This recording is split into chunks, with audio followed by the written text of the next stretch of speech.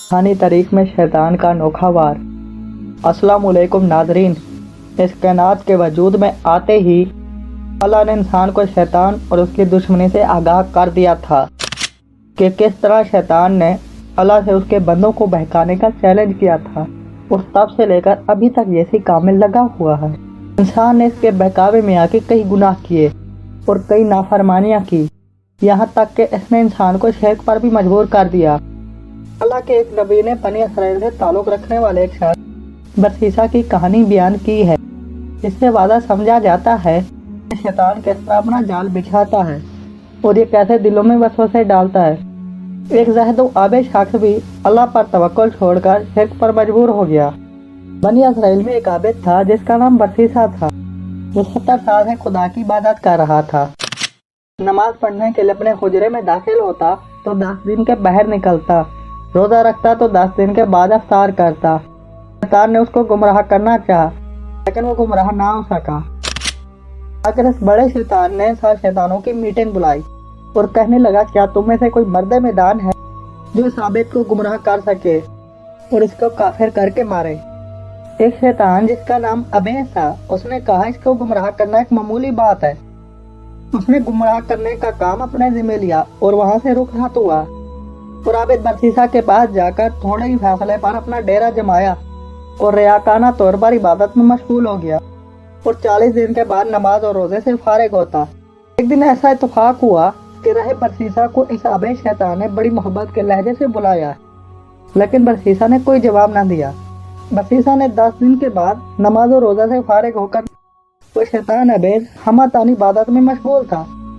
उसके दिल में अपने हम जिन्स होने के ख्याल से रहम आया और उसके साथ गुफ्तगू करने लगा और कहने लगा, भाई माँ फरमाना, मैं इबादत में मशगूल था इसलिए जवाब नहीं दे सका। अब आप फरमाइए आपकी ख्वाहिश क्या है। उसने कहा, मैं आपके हुजरे में आपके साथ मिलकर इबादत करना चाहता हूँ। जैसे आबिद बरसीसा ने कहा, यह नामुमकिन है, आप मेरे हुजरे में दाखिल नहीं हो सकते। आखिर बरसीसा अपने हुजरे में दाखिल होकर इबादत में मशगूल हो गया, उसको अंदर आने की इजाजत ना दी। उसके बाद अबेद शैतान ने 40 रोज इबादत में गुजार दिए।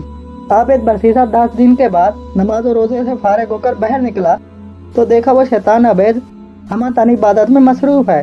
उसके दिल में ये वसवसा पैदा हुआ, मैंने ऐसे इबादत गुजार को जवाब क्यों ना दिया। अरब का मकूला है कि जिन्स जिन्स की तरफ मिलान करती है। आखिर उसने हम जिन्स होने की वजह से उसे अपने हिजरे में इबादत करने की इजाज़त दी और दोनों एक बरस तक इबादत में मशगूल रहे। आखिर आबिद बरसीसा ने एतराफ़ कर लिया कि आप इबादत में मुझसे बढ़कर है और तवाज़ु और फरोतनी इख्तियार की।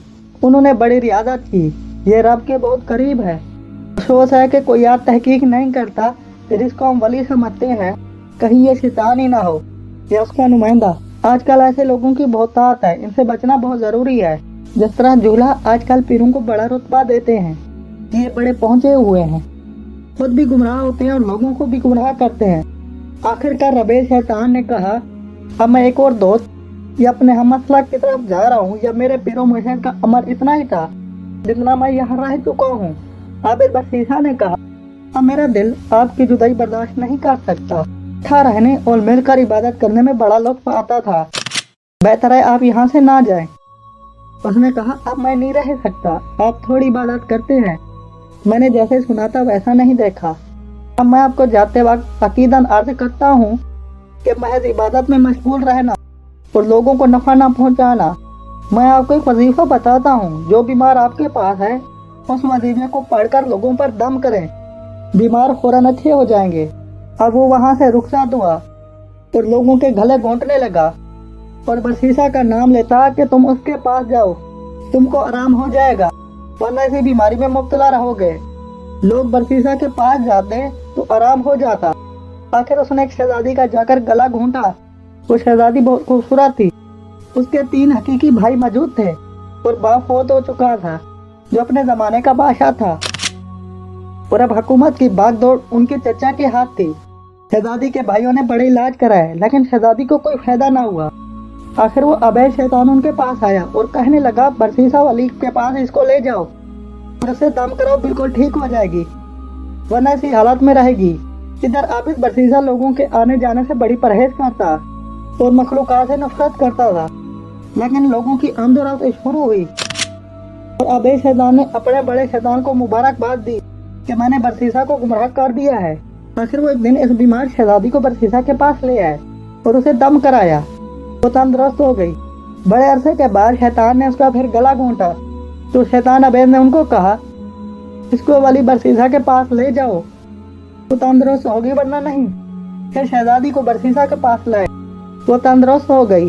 चंद दिनों के बाद फिर शैतान ने गला घोंटा और इंसानी शक्ल बनकर उसे मशवरा दिया कि इसको बरसीसा के पास ले जाओ और दम करो, सेहत याब होगी वरना नहीं।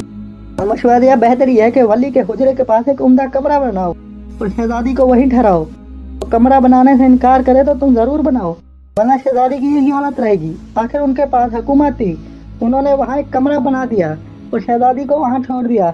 और अब 10 दिन के बाद अपने मामूल पर उतरता और दम करता और 10 दिन आराम रहता। फिर 10 दिन के बाद वही हालत हो जाती। आखिर एक दिन ऐसा इत्तेफाक हुआ कि आबिद बरसीसा की नजर शहजादी पर जा पड़ी। वो बहुत खूबसूरत थी। शैतान ने वसवसा डाला कि कैसी खूबसूरत औरत है, इसका मजा उड़ाओ, फिर तौबा कर लेना, खुदा की मग़फ़िरत वसी है। आखिर वली ने उसका वसवसा कबूल कर लिया और इस शहजादी के मजे उड़ाए हत्ता कि शहजादी को हमल ठहरा। फिर शैतान ने वसवसा डाला कि अब इसको कत्ल करके कहीं जंगल में दफन कर दो, वरना तुम्हारी तमाम शहरों और देहातों में ये खबर फैल जाएगी कि बरसीसा वली ने एक औरत को हमल कर दिया है, बड़ी रसवाई होगी। तब इस वली ने शैतान का वसवसा कबूल करके इसको कत्ल कर दिया और कहीं जंगल में किसी पहाड़ के दामन में इसको दफन कर दिया। अब अबे शैतान और शहजादी के तीनों भाइयों को ख्वाब में मिला और कहा कि आपकी बहन के साथ बरसीसा ने बदसलूकी करके उसे कत्ल करके कहीं जंगल में दफन कर दिया है। वो आपस में एक दूसरे से कहने लगे ये ख्वाब आया। आखिर वो आबिद के पास आए और शहजादी के मुतालिक पूछा कि वो कहाँ गई। आबिद ने कहा उसको जिन उठाकर ले गया। उन्होंने तस्लीम कर लिया और शर्मिंदा हुए कि हमने बेगुनाह वली पर तोहमत लगाई। इधर शैतान फिर दोबारा शहजादी के भाइयों के ख्वाब में मिला और कहने लगा फलां वैराने और फलां पहाड़ के पास वो मदफून है। पूरा पता और पूरी निशानदेही की। उन्होंने आकर देखा तो सचमुच कब्र पहाड़ के पास है और कपड़े का एक दामन जो शैतान ने दफन करते वक्त बह रखा था वो नजर आ रहा है। और कब्र की पूरी तफ्तीश की तो मैयत हमला निकली। खबर फैलने पर पुलिस ने रहे बरसीसा के हुजरे को गिरा दिया और खूब मारा पीटा, जंजीरों में जकड़ कर अदालत के रूबरू पेश किया। यहाँ शैतान ने बरसीसा के दिल में वसवसा डाला, अदालत में सच सच बोलना, झूठ न बोलना, खुदा पर गुनाह अच्छा नहीं। चुनांचे अदालत आलिया में बरसीसा ने सच वाक़या बयान कर दिया। अदालत ने फांसी का हुक्म सादिर फरमाया। अब वो फांसी के तख्ते पर खड़ा हुआ तो अबे शैतान आबिद की शक्ल बनकर सामने आया और कहने लगा, तो तुमने तमाम वलियों और बुजुर्गों का बेड़ा गर्क किया और उनकी इज्जत खाक में मिला दी। और कहने लगा, मैं वही आबिद हूँ जो तेरे पास रह चुका। बरसीसा ने कहा, अब कोई बचने की सूरत है या नहीं? उसने कहा, मुझे तू सद्दा कर, मैं तुझको बचा लूंगा। बरसीसा ने उसको सद्दा किया तो कहने लगा, मैं आबिद नहीं, मैं शैतान हूँ। मेरा मतलब वो मकसद यही था, मैं तुझको काफिर करके मारूं। अब हुकूमत ने इसको फांसी दी और वो काफिर होकर मार गया। मकाम इबरत है कि अगर सद्दा बगैर अल्लाह ना करता तो दूसरे गुनाह अल्लाह चाहता तो माफ कर देता, अगर शिरक ना करता तो माफी की उम्मीद थी। अब इसका खात्मा कुफर पर हुआ और जहन्नुम रसीद हुआ।